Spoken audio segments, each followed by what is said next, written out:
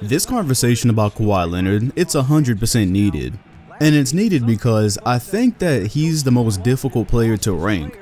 And obviously I'm talking about ranking today, not all time. If you saw my last video, then you know that at the moment he is leading my MVP race. It's very early, things could change, but I have him at number 1. However, that doesn't mean that I think he's better than every player that I have him in front of.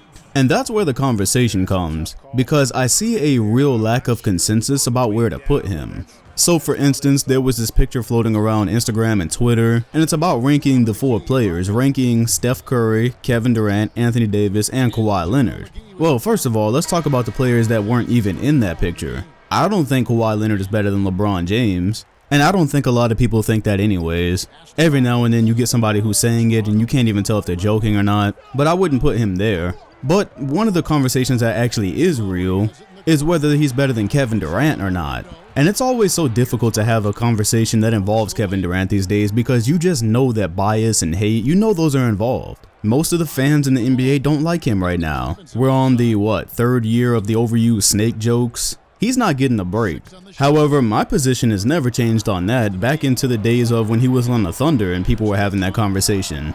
I've never had Kawhi Leonard as a better player than Kevin Durant ever, not one day in my life. I think the thing that people immediately jump to, and it's almost like a cop-out to me, but the thing people immediately say is, oh, well, he plays elite offense and defense. That's what they say for Kawhi. And it's true, but that doesn't automatically just make you better than everybody who doesn't have elite defense. The thing is, the gap between Kevin Durant and Kawhi Leonard's defense is not as big as the gap between Kevin Durant and Kawhi Leonard's offense. And then looking at those players at their best, I think Kevin Durant at his best is definitely better than Kawhi at his best. I think the best we've ever seen from Kevin Durant was his MVP season when he didn't have Westbrook. Or he had Westbrook for sections of that season because he was in and out with injuries. And yeah, the 2014 MVP campaign by KD is one of the most forgotten campaigns I would say of anybody in this decade. Because back then, he was doing everything. People forget how much of an all-around player he proved himself to be at that time. The rebounds, the assists to go with the offense, where players were really, or teams rather, they were really loading up on him on defense. And he still put up like 30 points a game that season, right? And it was efficient as well. Yeah, he actually shot 50% from the field that year along with 39% from 3. And that, again, that's in a season where Westbrook is in and out, so defenses are just so focused on him. Yeah, I'm not going to let hate affect my thought process with Kevin Durant. I don't like what he did. I don't like that he's with the Warriors. But I heavily suspect that that has way too much to do with people's answers when they start comparing him to other players. So while Kawhi is leading my MVP race, because that's a different conversation, I still think if you're just looking player for player, I have KD in front of him.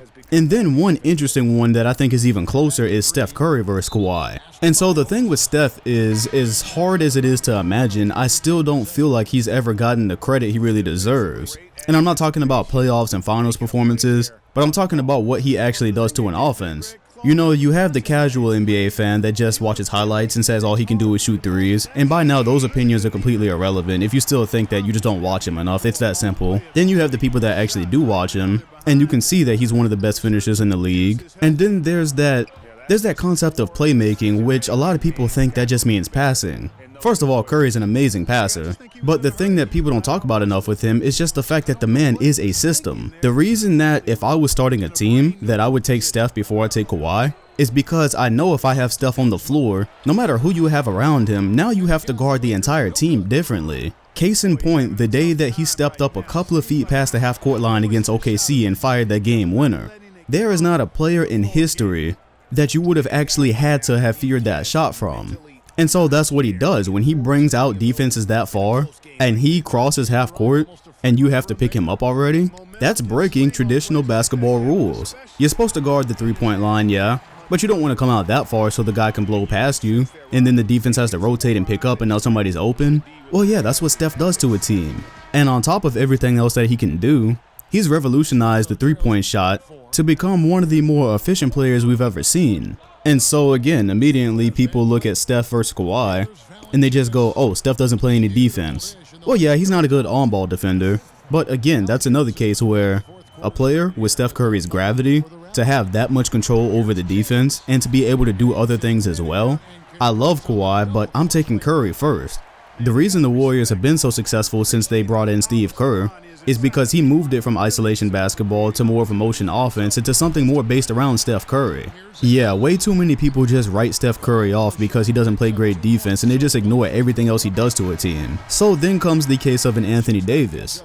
And the first thing that I saw with AD is that people were just saying, oh, well, what has he done in his time in the league? Kawhi Leonard has a Finals MVP, he's got the Defensive Player of the Year award, the championship ring. What has AD done? How brain dead is that argument? We know the situation that Davis has been in the whole time he's been in the league. The little bit of help he got was not even a full season of DeMarcus Cousins. He's stuck in that traditional like Kevin Garnett situation where early on in his career, he's an MVP type player, but he's always one of the only stars on the team. So that's that's a terrible argument, because if you just talk about having Anthony Davis in the situations that Kawhi has been in, what if AD started his career around a Tim Duncan and a Tony Parker and a Manu Ginobili? Come on now, you have to be able to think more critical than that. However, one place that I have changed is that one's a little bit closer in my mind. Because with AD and Kawhi, you have two amazing two-way players. Both of them are going to affect your offense equally as much as they're going to affect your defense. So that is a difference between them and the other players. But one thing you see with AD this year that's amazing is that not only is he doing the scoring, the rebounding, the rim protecting, he's distributing as well. He's averaging 5 assists to go with that, which is by far his best mark. So Davis is another one of those players where there's nothing that he can't do on the floor. And I think that once he actually gets around a contending team, AD's talents are going to be much more appreciated. He's going to be one of those guys that as long as he's healthy, as LeBron James moves on, we're going to be looking at Davis as the best player in the league, or in that conversation. And then I didn't spend too much time on LeBron because I didn't feel the need to. LeBron is the best player in the NBA today. May not be leading the MVP race at the moment, but there's no way you can watch him this season and still say that he's barely lost anything since last year, so this guy is still the best.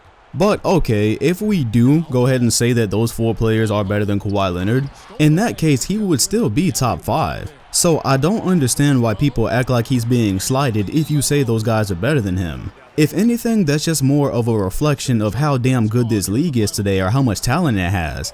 Because that's without talking about other players like James Harden or Russell Westbrook. Like, there's still a lot of great players. So to be top 5 in today's league, if you're number 5 or even number 4, that's not a slight. Because in my case, I'm going to say, okay, I'm taking Steph over him, I'm taking KD, definitely taking LeBron, and between him and AD, I'm kind of tossing a coin, but personally, I probably prefer AD. So even if that is my preference, Kawhi is still top 5 in the league. And when you look at it, 3 of those guys, Steph, KD, and LeBron, they're almost locks to finish, top 15 in NBA history once they're retired? If you put all your bias and your hate aside for all 3 of these players, they're going to be top 15 players at minimum. LeBron is already top 10. Steph and KD need a few more years, but they might even break into that list. So if you're looking at it like that, the reason it's so hard to rank Kawhi today is because he's playing at such a high level next to these guys that are all-time greats. These are 3 all-time greats that are in the top 5 of today's league. And you know what? That just so happens to lead to the conflict where I think that he's leading today's MVP race, but he's still probably number 4 or 5 for me in the league. So let me know where you rank Kawhi Leonard. Specifically, if you're one of the people that ranks him above Kevin Durant, you think he's better than KD. Without telling me that Kevin Durant is a snake and went to the Warriors, leave your comments below. And I'm not being sarcastic, that simply just does not help the conversation. Hit the like button, comment, and sub if you enjoyed, and hit the bell next to my name if you want notifications on future videos. Thanks for watching, and I'll see you all in the next one.